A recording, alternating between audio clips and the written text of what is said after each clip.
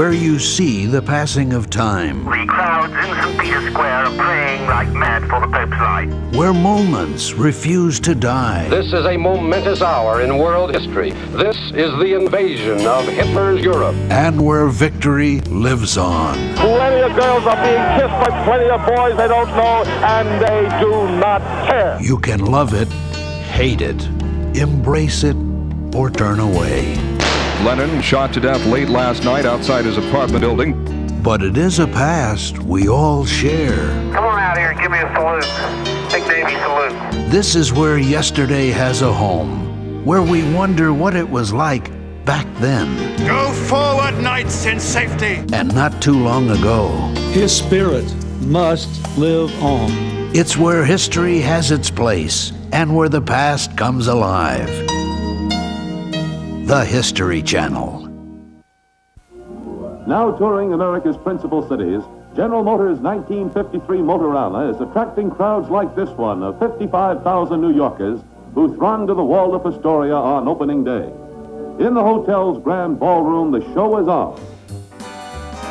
Most people weren't there to see the dancers, but to witness the unveiling of General Motors' newest creation, the Corvette. America's dream, an affordable sports car. When the curtains parted, no one was disappointed. There finally was an American sports car with the look and feel of a foreign roadster. But the road for the Corvette had been rocky. Corporate leaders had almost scrapped it several times. Only the dedication of Corvette enthusiasts had kept the Corvette dream alive for over 40 years. The Corvette, to me, and I think really it represents all the great things about America. It's like the Statue of Liberty or the space shuttle of cars. It really is the ultimate car. When you look ahead, you always got to keep one eye on the past.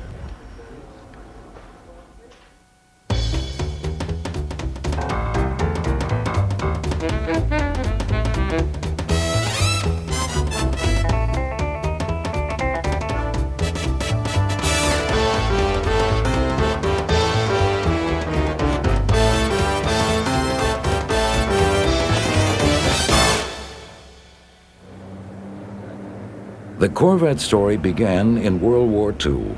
Overseas duty gave many American soldiers their first view of another culture. After the war, many formed strong attachments to the countries and the people. A few fell in love with a mechanical sweetheart, a type of automobile not available in the U.S. Sports cars like the MG or the bigger and faster Jaguar. Some returning GIs brought one home, triggering the sports car craze. The other thing that was very exciting then was the arrival of the imports. So many guys had come back from Europe and had seen imported cars for the first time. They were impractical as a family car, but they were relatively inexpensive, fun, and very different from anything Detroit had to offer. The early days of the American auto industry were different. There were a number of sporty American roadsters.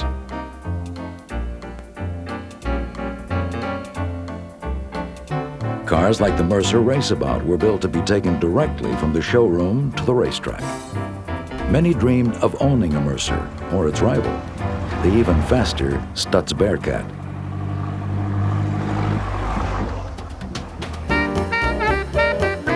In the 1920s, the automobile became synonymous with the modern age. It meant fun, freedom, and speed. But with the arrival of the Great Depression, things changed. Demand for small, frivolous, sporty automobiles almost disappeared.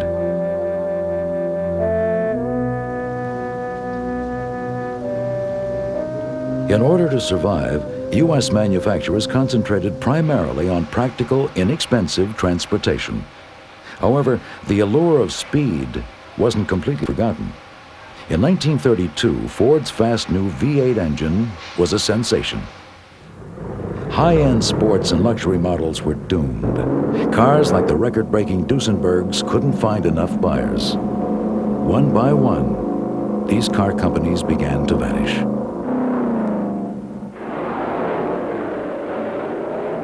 In Europe, the situation was somewhat different. The passion for more sporty cars was partly fueled by a love of road racing, and European drivers wanted to emulate their racing heroes. In the United States, the outbreak of World War II put any plans for the revival of an American sports car on hold.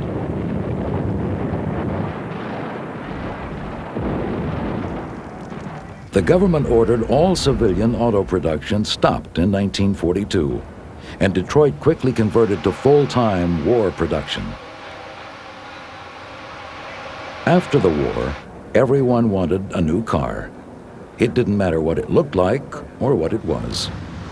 But some industry leaders knew that the crowds would soon vanish if they didn't start building more exciting transportation. Recognizing this, auto shops across the country began taking steps toward developing an American sports car. One effort was launched by industrialist turned independent automaker Henry Kaiser. Kaiser hired noted stylist Howard Dutch Darren to design a brilliant starlet, the Kaiser Darren. Equipped with a sluggish six-cylinder, it just didn't have that sports car pep. This and the company's financial problems prevented the Darren from ever being mass-produced. But the car did make history. It was one of the first with a fiberglass body. Meanwhile, Ford conducted a study to find out why so many MGs and Jaguars were appearing on American roads. GM also wondered what these people wanted. They look for adventure, they look for personal statements, they look for attitude, they look for all kinds of things in a car over and above simple, safe transportation. At this point, General Motors was on top of the world, and it acted first. Its 5 divisions made it the largest and richest company in the world.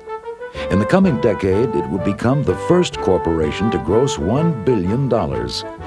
Its primary competitor, the Ford Motor Company, was nearly bankrupt after the war. Despite GM's enormous sales and profits, its chairman, Alfred Sloan, knew Ford wouldn't be down forever, and GM must change its stuffy image. Sloan reached out to the man he hoped could rev up GM, his top designer, Harley Earl. Harley Earl was born in Los Angeles before it became the movie capital of the world. Hollywood's burgeoning fascination with the auto paralleled Earl's. It is said that his flair for showmanship had its origin in chats with his neighbor, filmmaker C.B. DeMille. While Hollywood taught the world to laugh at the chase scene, Earl wanted to make the world chase after his designs. He got his start with his father, who repaired and built car bodies, and eventually custom cars. Movie stars recognized Earl's knack for design and had him create their cars. Custom bodies for cars were not unusual in that day, especially for wealthy people. Buying a custom body for your car was sort of like buying a custom tailored suit. Earl's work also caught Detroit's eye. Sloan dispatched one of his lieutenants to lure Earl to Detroit. Sloan recognized that he wanted somebody who could help design these cars more than the engineers were doing. And up until that time, engineers were designing. Earl's first effort, the 1927 Cadillac LaSalle, was a hit. Sloan persuaded the board to create a first, a design department, and asked Harley Earl to be its director. The art and color section under Earl's leadership quickly demonstrated that art and imagination had a role to play in auto manufacturing. Earl showed his designers how to use modeling clay to create softer and rounder shapes. He eliminated running boards, integrated the headlights into the car body, and introduced curved glass. Harley Earl had to develop the techniques for mass designing cars, the way, say, Henry Ford developed the techniques for mass producing cars, and everyone else in the industry learned from him, so that he became not just the dean, but more than that. I mean, he was the provost of the College of Car Design. But an early failure taught Earl that you can't get too far ahead of the public. They must be conditioned for change. The softening up was accomplished with a succession of styling exercises, dubbed the Dream Cars.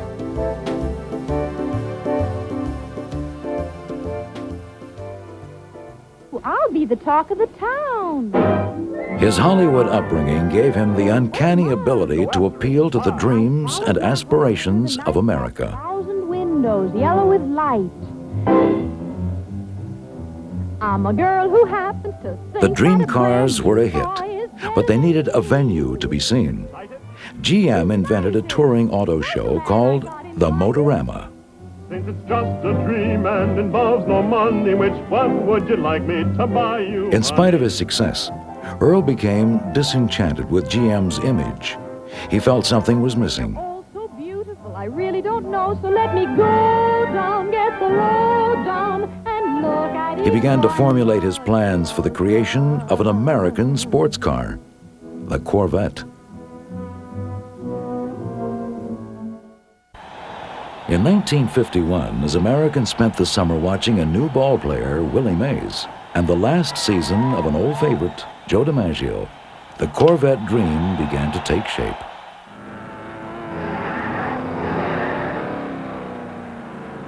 Harley Earl wasn't at the ballpark.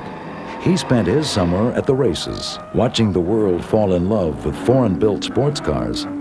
He desperately wanted to build a domestic sports car that would wow the crowd. It would be a home run if it also turned out to be affordable.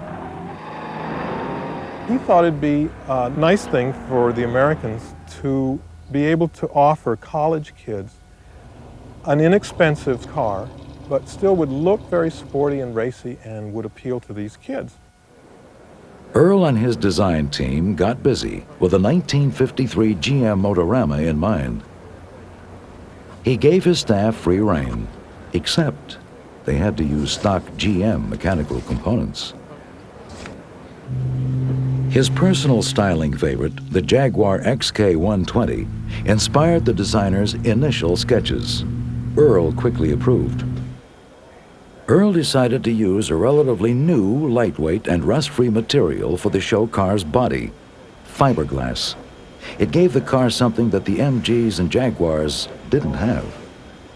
But he didn't know if Chevrolet would approve fiberglass for a production model, or whether it would work. It wasn't that the idea of using plastic for car bodies was new. It just hadn't been done on a large scale. In the 1930s, Henry Ford was so interested in the production of plastics from soybeans that he planted enough acres to grow the vegetables for 1 million cars. But even Henry Ford couldn't find a way to cheaply produce plastic cars. In the end, he made only one.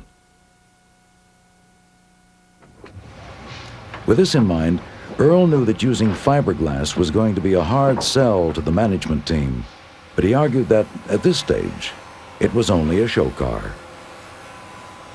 The idea was first to show it as a Motorama show car, and then to try to talk Chevrolet into building this car. The project was approved for the upcoming Motorama, but the car still needed a name. 300 were considered before an employee in the Chevrolet PR department suggested the name of a fast Navy ship, the Corvette. Months of preparation had gone into the Motorama.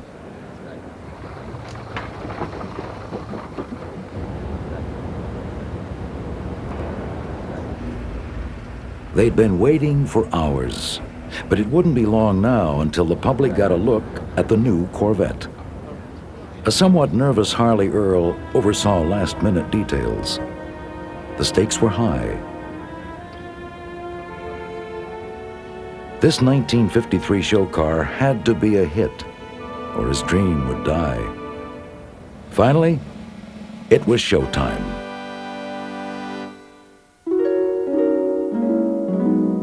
And the Corvette got rave reviews from the public and the press.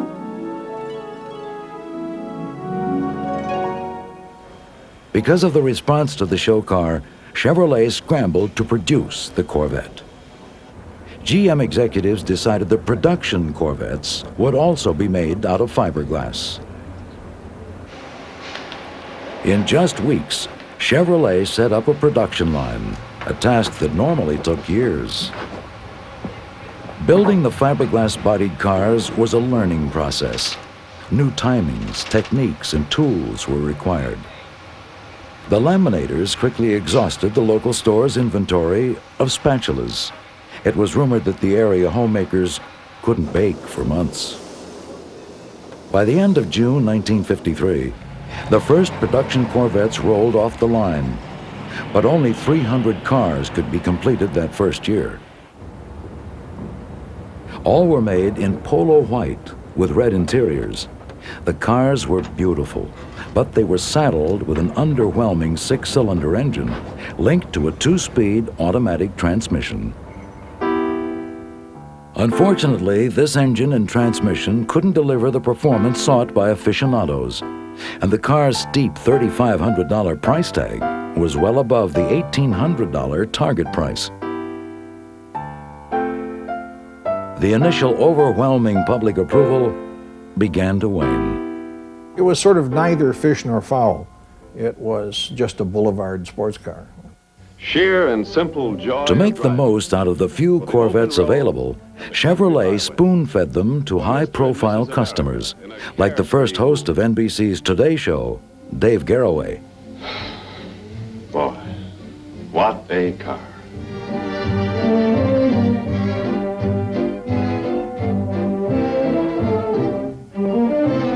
But the public was not convinced.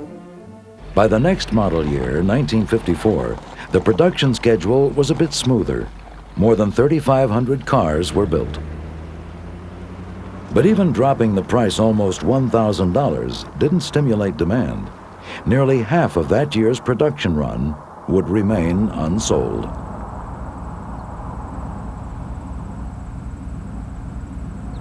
The word was out. The Corvette looked like a sports car, but it just didn't have that sports car feel. The Corvette appeared to be doomed. But in 1955, Ford inadvertently offered the Corvette a reprieve. Ford introduced its new roadster, the Thunderbird. Thanks to the fierce competition between Ford and GM, the Corvette would be given another chance. But the Corvette would have to change to compete. While it had been styling's baby, now engineering would have to come to the rescue. Enter a knight in fiberglass armor, Russian-born engineer Zora Arkus Duntov. He would later be called the father of the Corvette. Duntov, a car enthusiast, was involved in motor racing in Europe and in the United States. He qualified twice for the Indy 500 and won honors at Le Mans. He saw the Corvette at the Motorama and called it the prettiest sports car he had ever seen. But he was puzzled by the 6-cylinder engine and power glide transmission. The fundamentally trouble with this car was it was a styling car. Power and performance were Duntov's life. He already had a very fine reputation in automotive performance. He'd driven racing cars in Europe. He had created an overhead valve cylinder head for the Ford flathead V8 called the R-Dun, which was a very successful conversion that turned the old flathead Ford into a much more powerful, much more efficient engine. So Zora had very good credentials when he came in, and besides that, he was a very exotic bird. After considering the Corvette's performance problems, he sent Chevrolet General Manager Ed Cole a letter. Cole was impressed and hired Duntov. Duntov soon convinced Cole to offer Chevrolet's new V8 engine as the interim Chevrolet fix. The engine was lighter than the 6 and cranked out much more horsepower. While Ford executives celebrated the Thunderbird, Chevrolet was planning to rescue the Corvette. For 1956, Chevrolet first called on Harley Earl to redesign the body. The public began to respond.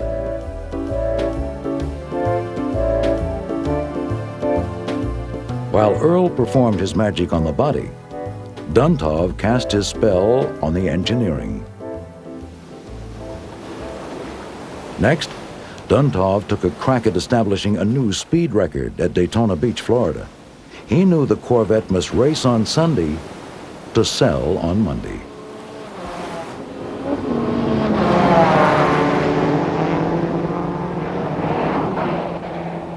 Duntov's Corvette became the first American car to top 150 miles per hour at Daytona Beach. Chevy's stodgy image was finally being left in the dust.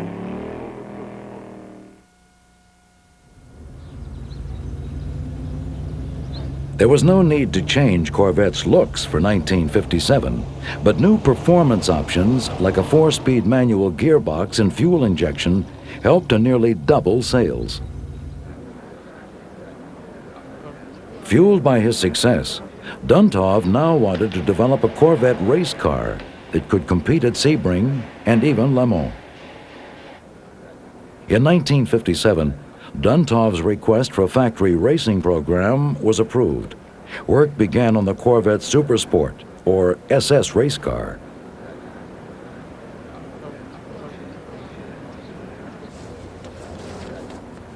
Duntov and his team would finally have the opportunity to race the Corvette against the best from Mercedes, Porsche, Ferrari, and Maserati. But the Sebring race was only 6 months away. The pressure was enormous.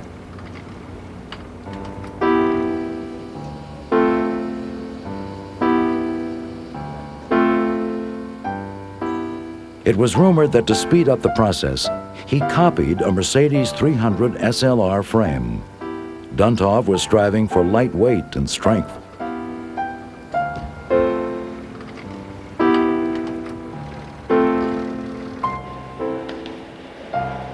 As their work continued, the car began to take shape.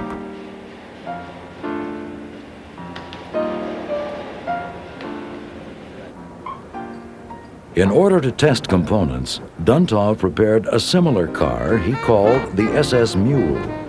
The test results were exciting, and Duntov was sure that the Supersport could be a winner.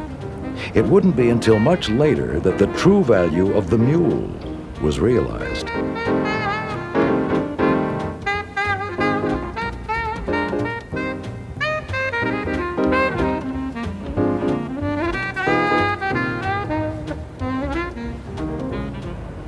After months of hard work, the Corvette SS was completed. The now finished racer was hurriedly shipped to Sebring to join the rest of the Corvette team. When the Supersport joined the Corvette team at Sebring, the competition noticed. Fangio drove it in practice a few laps, and he liked it and was quite impressed with it. Everybody paid attention to that car. But there just wasn't enough time for proper testing. On race day, driver John Fitch was still trying to find out why the brakes were locking up. Despite this problem, the SS Corvette got off to a good start as the race began.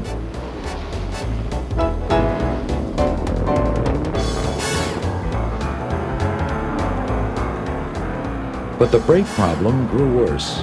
By the end of the third lap, Fitch couldn't control the front end of the SS.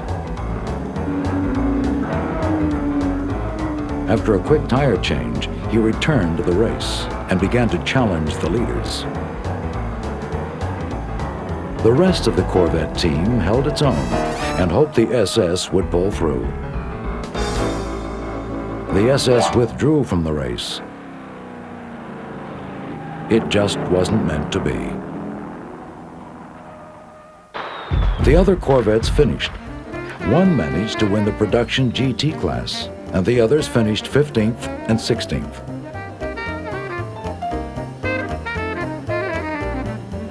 Even though Fangio ended up in the winner's circle, Duntov still believed the SS had potential.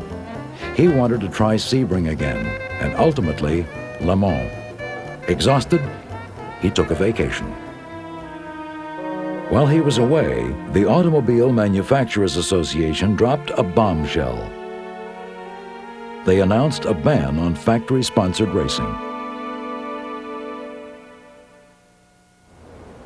While Duntov was devastated, others were being moved into place who would help keep Corvette racing alive. The most important shift occurred in 1958. Harley Earl retired. Bill Mitchell took over. Bill Mitchell was the kind of guy that could enter a studio and it's like he would spread a little bit of gasoline on the floor and ignite it. He really got you excited. Now, if you did it right, he just got more excited. If you did it wrong, he was quick to tell you. Mitchell's early interest in art and automobiles brought him to GM's attention. He thrived under Harley Earl, who responded to Mitchell's dynamic sketches. Someone told me way back I had an alliance with Rembrandt, so I sort of always have been fond of Rembrandt. He hardly did a painting that wasn't dramatic and exciting.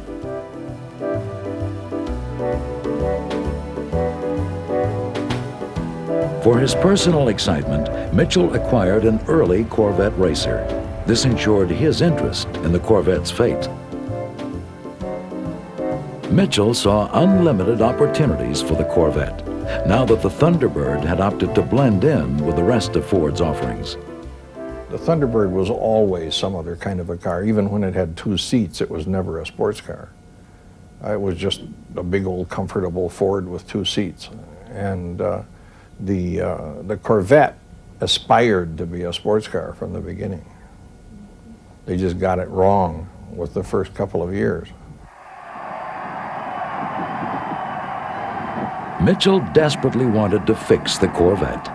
He believed having a high-performance sports car was important.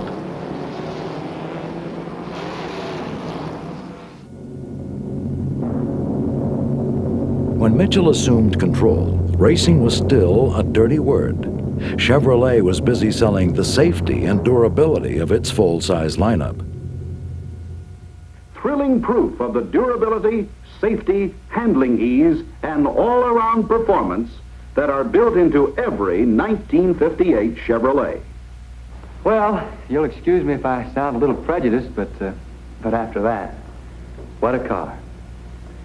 Will you ask your Chevrolet salesman to demonstrate its many, many features to you and your family? Powerful people at GM opposed high performance and speed. Mitchell thought it was a natural human urge. I think when the light changes, you want to go. You want the car to turn and handle the way you like to have it handled. Undaunted, Mitchell made a bold move that assured the Corvette's future. He knew what was left of the Corvette's racing effort was stored at GM's Tech Center. Bill Mitchell actually had purchased the Stingray, or it actually was the Corvette SS mule chassis that Zora had put together for the Sebring race. And it had been the test mule that everybody had driven. And they had no use for it because they quit the racing program. So Bill Mitchell purchased it from Chevrolet for, I believe, the sum of $1. Time spent on the racing circuit convinced him that he could develop the car and set up a racing team. He sketched on the back of an envelope kind of one main line with a little sweep to it and with these bumps for the wheels. He says, no. I want a mean-looking car, something like this, but you make it slick. This 1959 car borrowed many elements from the Corvette SS, but took on its own identity. Mitchell's love of deep-sea fishing gave this race car its name, the Stingray. We stretched the wheel shapes out a little bit longer. We cleaned up the headrest slightly, and we're off and running. That became the Stingray sports race car. The car had a name, but it needed a driver who would meet the Sports Car Club of America's amateur requirements and give General Motors' involvement plausible deniability. A dentist who had raced Corvettes for years, Dick Thompson, agreed to come on board. By April of 1959, Thompson and the redesigned car were ready to go. Without delay, they took the car to a race in Marlboro, Maryland. Mitchell was confident he had a winner. Zora had the right guts under it. And to me, when they raced that at Sebring and Fangio and Moss and they drove it, they came right out and said, this is a hell of a car. As usual, the first outing was a bit rough. The Stingray's brakes locked up, and the inverted airfoil design literally lifted the front wheels off the ground. Over the next several months, they worked on the problems as they continued their racing efforts.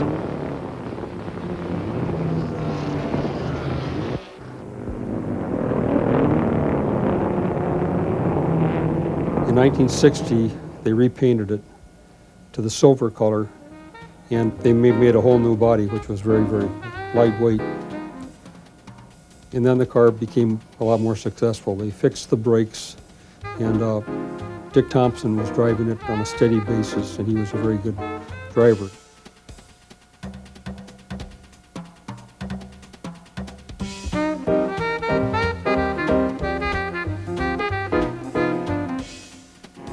After several more outings, the car had become a fine racing machine. Because of the official racing ban, General Motors still kept its distance, but the Stingray began to win. The next year, it won the SCCA C production title by a wide margin.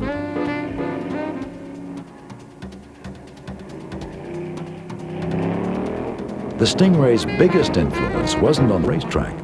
It was on the next production Corvettes.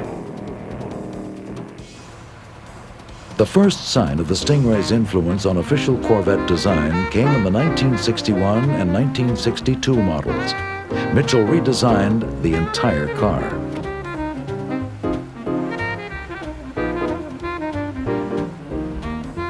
For the first time, it sprouted the now familiar four-round tail lights. These would remain a symbol of the Corvette until 1991.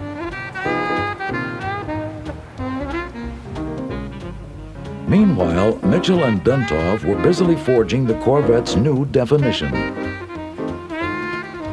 By 1963, they were ready to unveil the next Corvette.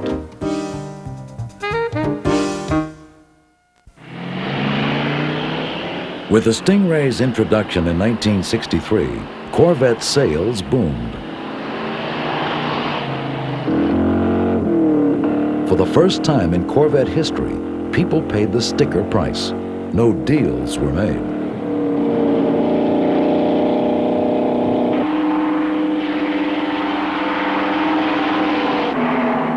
The Stingray Racer lent its name and many design elements to the new Corvette.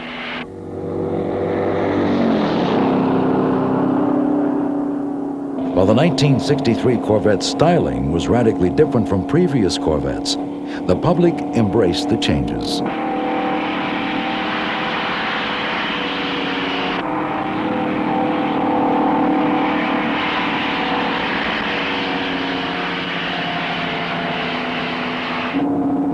It was the first time people could choose from an open-top roadster or a fastback coupe.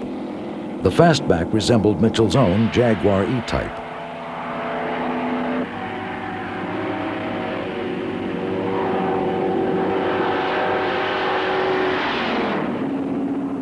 The Stingray design was incredible, but it didn't get that way without a few battles. Mitchell and Duntov went head-to-head over whether the Corvette should have a split window design.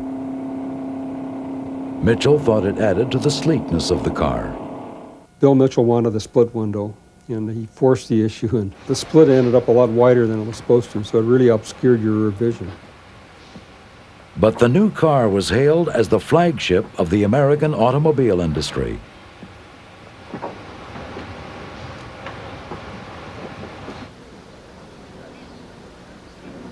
Duntov told Car and Driver magazine that he now had a sports car he could be proud to drive in Europe. It was a car that really did answer the competition in that field. It had independent rear suspension. It had a truly state-of-the-art assortment of engines. It had very good handling. It was a very nice car to drive compared to the former solid axle car. In 1964, over 20,000 Corvettes were produced, and the plant had to work double shifts to keep up with the demand. Mitchell caved in and finally agreed to a one-piece rear window. The split was gone.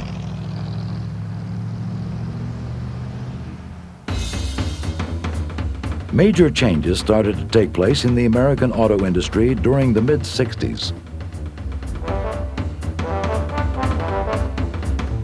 Cars like the GTO were swinging the pendulum to an era where power was everything. Chevrolet started to feel the bite of Carroll Shelby's Ford Cobra.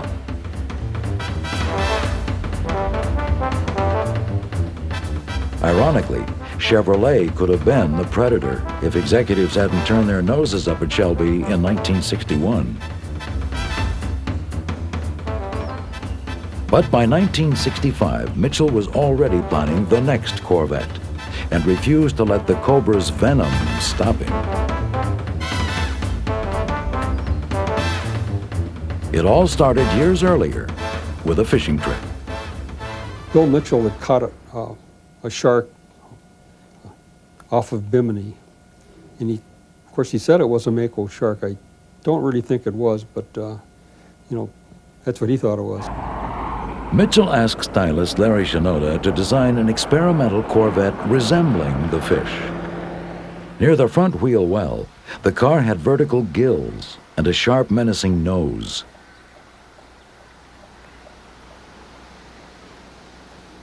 But the paint department couldn't duplicate the shark's color scheme. The styling paint shop couldn't match it. They tried and tried. They finally came over to the warehouse and they borrowed the shark. They painted the shark to look like their paint panel, and then they showed it to Mitchell. And Bill says, "Hey, you guys really captured it." He never realized that they had painted a shark. The car was named the Mako Shark, and it became very popular on the auto show circuit. A few years later, Mitchell and Shinoda revisited this theme. Adding a few embellishments, they came up with the Mako Shark II, later called the Manta Ray. He wanted all these 007 type of devices, like a rear spoiler that would slide out of the tail, and the license plate was hidden, and had bumpers that would come out like a James Bond car. We didn't have any spinners that came out of the wheels, but or any machine guns.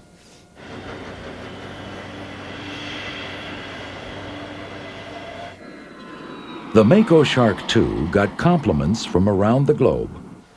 Critics in New York, London, Paris, and Turin all liked the unusual style. This concept greatly influenced the Corvette's next generation. Mitchell was pleased. It's my personal taste. I have 1,600 designers, but sometimes you like to do one yourself, you see. And this is the thing I like.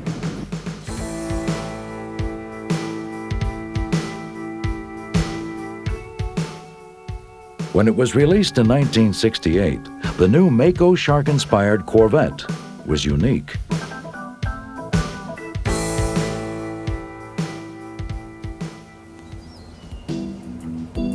While it would take a year to work out the mechanical bugs, the shape was a hit right away. People responded to the streamlined body, tiny roof, and droopy nose. Stylists described the car as sneakier than its predecessor.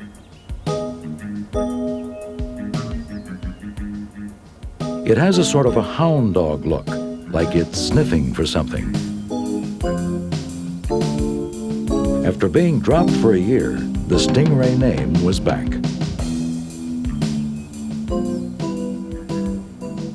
While the press and public warmed up to the Corvette, outside forces once again created new obstacles.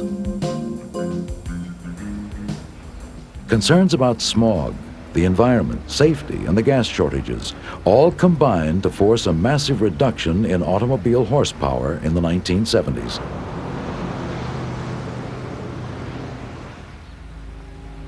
Horsepower became a dirty word, much like racing was in the late 50s. All cars were required to run on unleaded gasoline. Deprived of lead, horsepower needed to be reduced. While the public stood in gas lines and fretted about fuel economy, the U.S. supercar was losing its power. They had to temper performance to get clean engines and better fuel economy. And they simply threw the performance baby out with the clean air bathwater.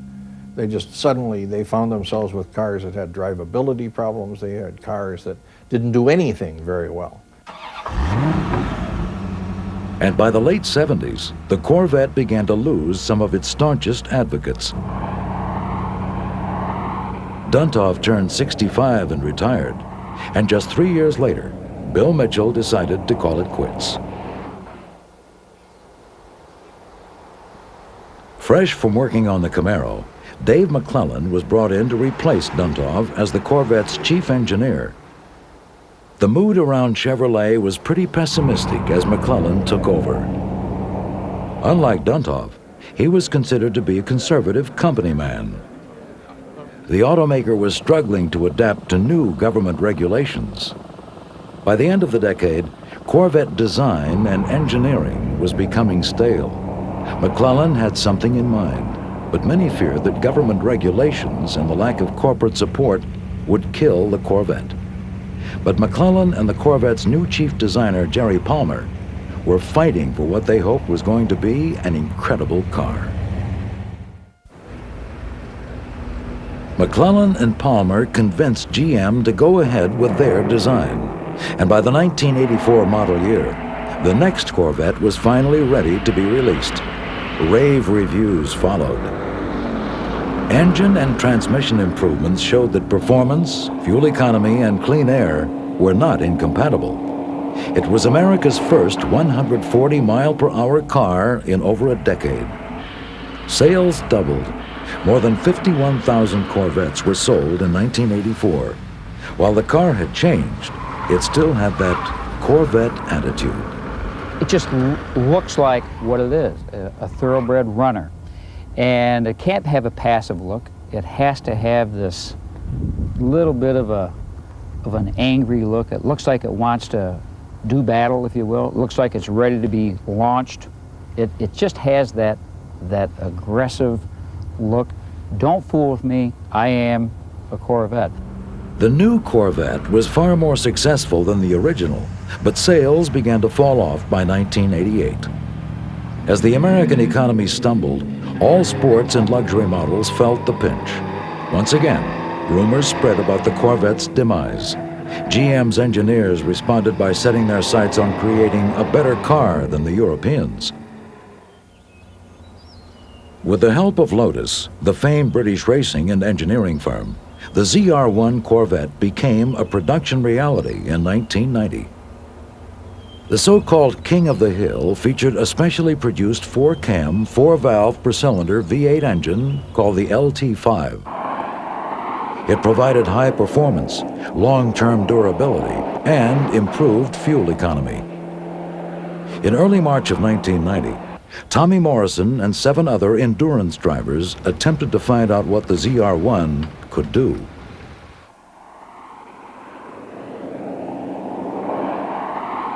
They set out to challenge what was called the Mount Everest of motordom, the 24-hour, 5,000-mile land speed record. The drivers knew that many had tried to beat the record, and all had failed. It was a grueling test for the drivers and the cars. They drove into the night.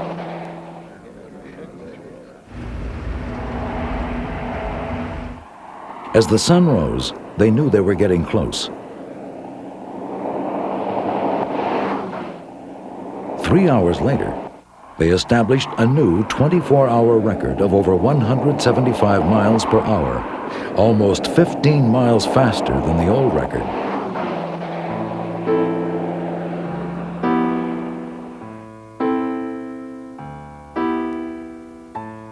The ZR1's $66,000 price tag didn't attract enough buyers, and this specialty model was dropped. But the ZR1's success had rubbed off on the stock Corvettes, and a huge milestone was reached on July 2nd, 1992. The 1 millionth Corvette rolled off the Bowling Green assembly line. Chevrolet executives put some fears to rest when they announced they were committed to building a new Corvette. We've learned that the new Corvette will be a front-engine, rear-drive, fiberglass-bodied car. What we've seen shows us that the Corvette spirit is still alive among designers. It's got to be American, and it's American design, which makes it very important to this heart. I call it the heart of America. It's got one hand kind of in the past and the heritage and understanding the Corvettes of previous days. We're not building a passenger car. This is America's dream. Responsibility for America's dream is now being passed on to a new generation of designers, engineers, and managers at GM. This new team will probably have to fight to defend their vision of the Corvette, but they can count on Corvette fans for support. This was shown in the summer of 1994, when Corvette loyalists made the pilgrimage to Bowling Green, Kentucky, to celebrate the official opening of the National Corvette Museum. It was a love fest. GM leaders, Corvette dealers, and thousands of enthusiasts came to see their beloved car. The museum is certain to fulfill avid Corvette lovers' dreams. It's also a shrine for the enthusiasts, the people who just love the Corvette to death. It's America's icon. Sometime in or around 1997, the new Corvette will make its debut. While we can only look at the current crop of Corvette show cars and speculate about the next production model, it's likely the Corvette will maintain its place as the perfect sports car tonic for the blues. No matter what happened, it could have been a horrible day, but the fact that you drove a Corvette home, had that Corvette to drive, just made it a great day.